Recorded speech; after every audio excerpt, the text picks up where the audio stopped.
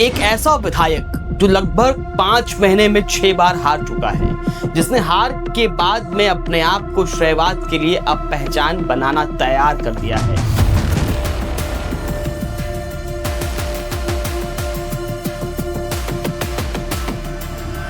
एक ऐसा नेता जिसकी हार का सिलसिला तो लगातार जारी है, उसने पार्टी संगठन से लेकर तमाम विषयों पर अपने आप को नकारा साबित कर दिया है। आइए जानते हैं ये नेता कौन है और आखिर क्या कुछ है वर्तमान में नालासोपारा विधानसभा की कहानी। नमस्कार, मैं सचिन दीक्षित। इस बीच में एक पुल के निर्माण को लेकर जिस प्रकार से एक नेता का श्रेयवाद का वातावरण तैयार करना और जिस प्रकार से एक पुल के निर्माण में राजनीति करने के लिए आतुर और व्याकुलता नजर आई, वो निश्चित रूप से जनता इन सब को देखते हुए हाय तौबा कर रही है। वो सोच रही है कि एक विधायक बनाया था कि श्रेय लेने वाला व्यक्ति या ऐसा व्यक्ति जो सिर्फ श्रेय लेता है और काम के नाम पर सिर्फ और सिर्फ बड़े बड़े बैनर नजर आते हैं। आइए जानते हैं कि इस पुल के निर्माण में किसको असली श्रेय जाना चाहिए और वाकई में किसने धरातलीय मेहनत की और ये पुल की कहानी क्या है। सबसे पहले जानिए साल 2014 के आसपास, जब नारंगी गांव में एक फाटक है, उस फाटक में से आने जाने वाले लोगों को काफी समस्याएं हो रही थी। ऐसे में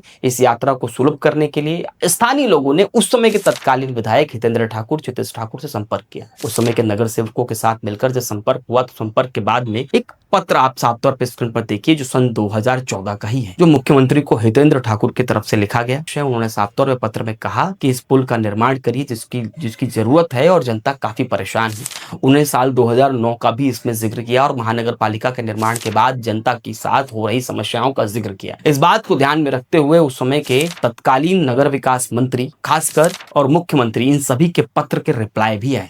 हालांकि पत्र व्यवहार का सिलसिला लंबा चला। चितेश ठाकुर, हितेंद्र ठाकुर ने लगातार पत्र व्यवहार किया, जिसका नतीजा ये रहा कि उस समय के तत्कालीन मुख्यमंत्री यानी कि देवेंद्र फडणवीस थे, उन्होंने इस पूरे बात को संज्ञान में लिया। तत्कालीन इस पर काम करने के लिए उन्होंने भी आगे कदम बढ़ाए।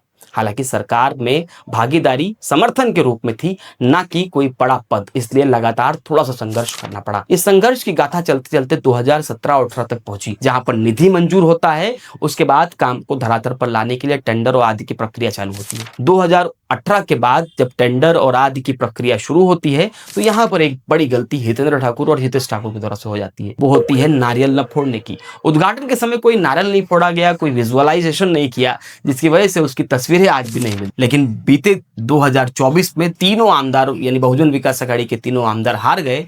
तब कमान आई क्षेत्रीय स्तर पर राजन नाईक के हाथ में। राजन नाईक ने पत्र व्यवहार शुरू किया और पत्र व्यवहार और आदि के आधार पर भी जो काम लगभग 60% पूरा हो चुका था, उसे और आगे बढ़ाना था।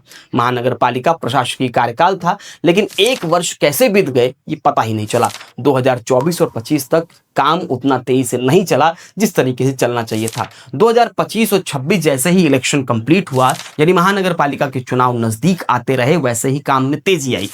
हालांकि इसके श्रेय लेने का सिलसिला वहां भी जारी ही था कि अब चुनाव से पहले इस पुल का उद्घाटन कर दिया जाए, लेकिन कहीं न कहीं काम में देरी। और उसके बाद 2026 में जब महापौर बैठे तो महापौर अज्जू पाटिल ने इसके लिए तुरंत पत्रव्यवहार करना चालू किया। उसके बाद नतीजा ये रहा कि महापौर बैठने के मात्र 3 महीने के बाद MMRDA, PWD और तमाम अधिकारियों और कर्मचारियों की मेहनत रंग लाई और आखिरकार वो पुल बनकर तैयार हो गया। लेकिन पुल के निर्माण में उद्घाटन करने की जल्दबाजी रही। कब कार्ड छपा, कब चला आया और कब वितरित हो गया पता ही नहीं चला। पोल तक नहीं लग पाए, लेकिन उद्घाटन की जल्दबाजी इतनी थी कि उसे तत्कालीन रिबन काटने के लिए श्रेयवाद का वातावरण तैयार कर दिया गया। राजन नाईक 2014 से लेकर 2023 तक कहीं भी नजर नहीं है, वो सिर्फ और सिर्फ बहसबाजी में नजर आ रहे थे। खैर, इस बीच में राजन नाईक की कोई भूमिका ना होते हुए जब वो विधायक बने तो पूर्णतया जो लगभग 60 से 70% काम पूरा होने वाले पुल का श्रेय लेने के लिए सामने आ गए। कल वही कुछ हुआ।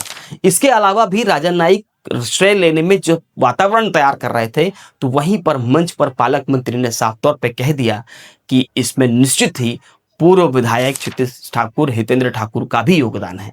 इतना ही नहीं, उस समय के पूर्व सांसद, वर्तमान में पालघर के विधायक राजेंद्र गावित ने भी ये कह दिया कि निश्चित ही हितेंद्र ठाकुर का भी योगदान है। इतना ही नहीं, इन सब के बावजूद गूगल जेमिनी से पूछा गया तो उन्होंने भी साफ कह दिया कि इस पूरे पुल के निर्माण में असली श्रेय जाता है हितेंद्र ठाकुर को। खैर, इन सब बातों के बाद यहाँ पर एक करारी हार राजन नाईक को देखने को मिली।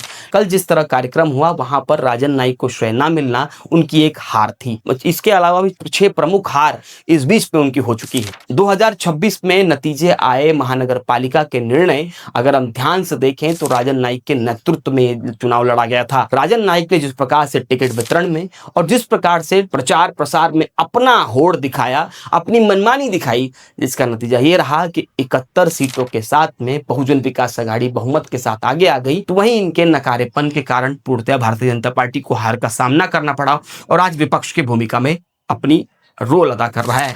इसके अलावा भी उन्होंने महापौर उप महापौर के चुनाव में जानबूझकर अपने उम्मीदवार खड़े किए और उन्हें उसका भी हार का सामना करना पड़ा। उसके बाद सभापति और उपसभापति के चुनाव में भी 4 के 4 उनके उम्मीदवार हार गए। यानी लगातार हारते राजन नाईक अभी भी अपने आप को कहीं न कहीं राजनीतिक सुरमा बताने में कहीं पीछे नहीं हट रहे। लेकिन इन सब के बीच में जनता जानती है कि हकीकत क्या है। अब देखना यह होगा कि इन सभी के बीच में जब श्रेयवाद की होड़ में मचे भारतीय जनता पार्टी के विधायक अपने आप को लीन कर रहे हैं, तब वो काम करेंगे या इसी पर लीन रहेंगे, ये देखने वाली बात होगी।